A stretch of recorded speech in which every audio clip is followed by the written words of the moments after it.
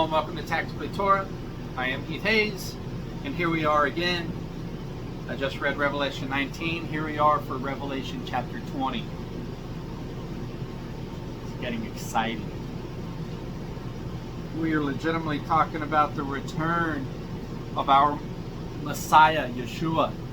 Okay? And all the things that will take place as we are ushered into his millennial kingdom, aka the reign that he will have for 1,000 years on this earth after the tribulation. So Revelation chapter 20, and I saw a messenger coming down from the heaven, having the key to the pit of the deep and a great chain in his hand. And he seized the dragon, the serpent of old, who is the devil and Satan, and bound him for 1,000 years.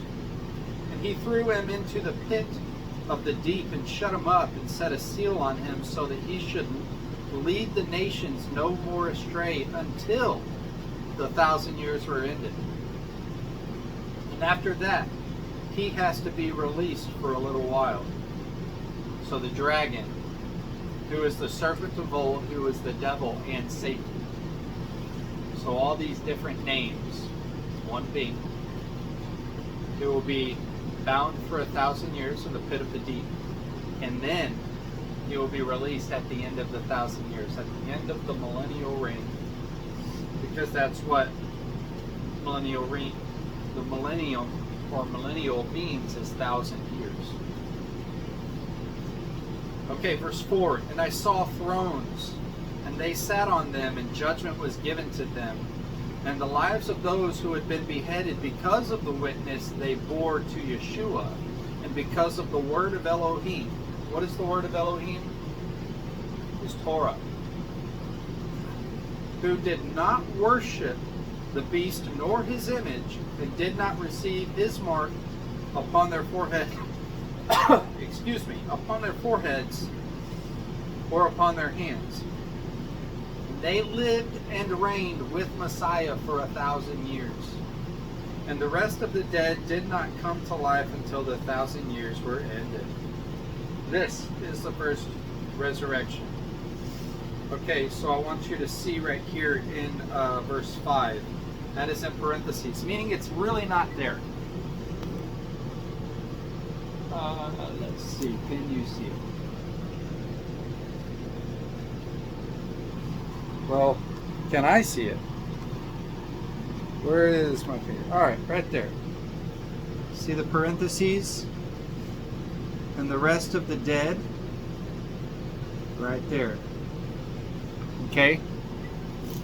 So when you see something like that in parentheses, it's not there. It's not in Scripture. It's actually inserted. Now,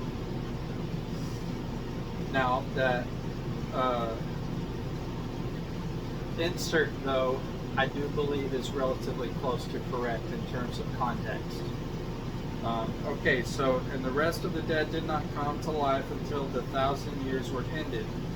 This is the first resurrection. Blessed and set apart is the one having part in the first resurrection. The second death possesses no authority over these, but they shall be priests of Elohim and of Messiah, and shall reign with him 1,000 years. And when the 1,000 years have ended, Satan shall be released from his prison, and he shall go out to lead the nations astray which are in the four corners of the earth, Gog and Magog, to gather them together for battle, whose number is as the sand of the sea. And they came up over the breadth of the earth and surrounded the camp of the set-apart ones and the beloved city. And fire came down from Elohim out of heaven and consumed them. And the devil who led them astray was thrown into the lake of fire and sulfur, where the beast and the false prophet are. And they shall be tortured day and night forever and ever. And I saw a great white throne, and him sitting on it, from whose face the earth and heaven fled away, and no place was found for them.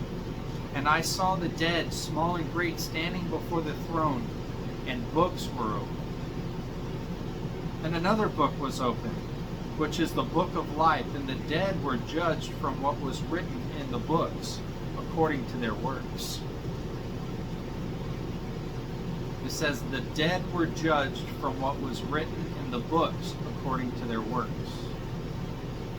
And the sea gave up the dead who were in it, and death and Sheol gave up the dead who were in them, and they were judged, each one according to his works. And death and Sheol were thrown into the lake of fire. So,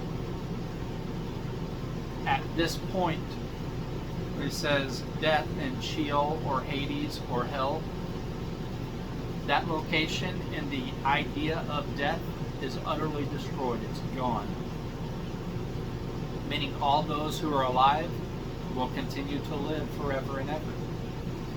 Those who have died and are being judged according to the words that are written in those books and are not written in the book of life, you know their judgment. They are died, they're gone, they're destroyed forever and ever, along with death and Sheol.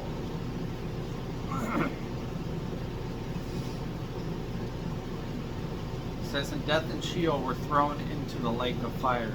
This is the second death. And if anyone was not found written in the book of life, he was thrown into the lake of fire. So a very somber book, something that we ought to strive for is to please Yahweh our Elohim. That the desire of our hearts would be to keep his ways, to keep his commands. That that everything that I do would bring him joy. That my life would be a testimony of our Messiah. It would be a reflection of our Messiah, his strength, his righteousness, his justice, his meekness, his grace, his kindness. These are all things that we need to be operating in. But not out of an ill-deceived plan to, oh, well, I just have to do this to get into heaven.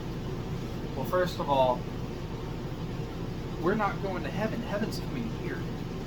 And second of all, if that's your desire and that's your plan, your motivation is not to please the Most High. Your motivation is to save yourself. At which point, I don't know what there is for you. Motivation means something, and that needs to be remembered. But with all of that said,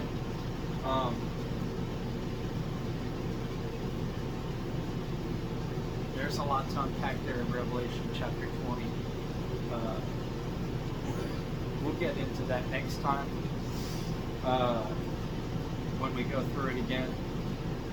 Be on the lookout. Revelation chapter 21 is coming up next. Bless you. Shalom.